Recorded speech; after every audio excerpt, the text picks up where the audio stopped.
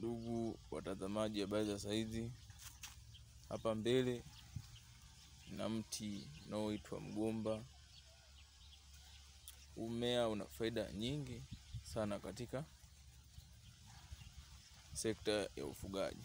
Mmea unatumika kama chakula, vile vile hutumika kupunguza gharama ya chakula. Majani haya ya mgomba yanatumika kulishia nguruwe, ng'ombe.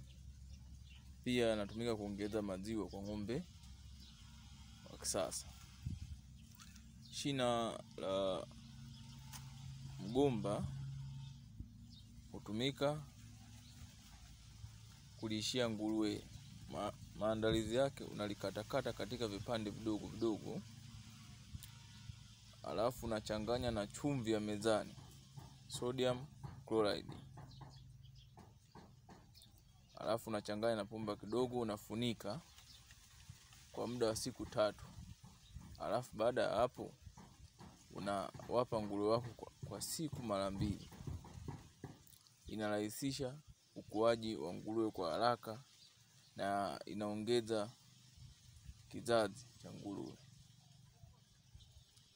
Pia ndizi zinatumika kulishia nguruwe au kuku, sababu ndizi zina nyuzi nyingi ambazo zina wanga wa kutosha, ambayo inasaidia kupunguza gharama za chakula katika ufugaji.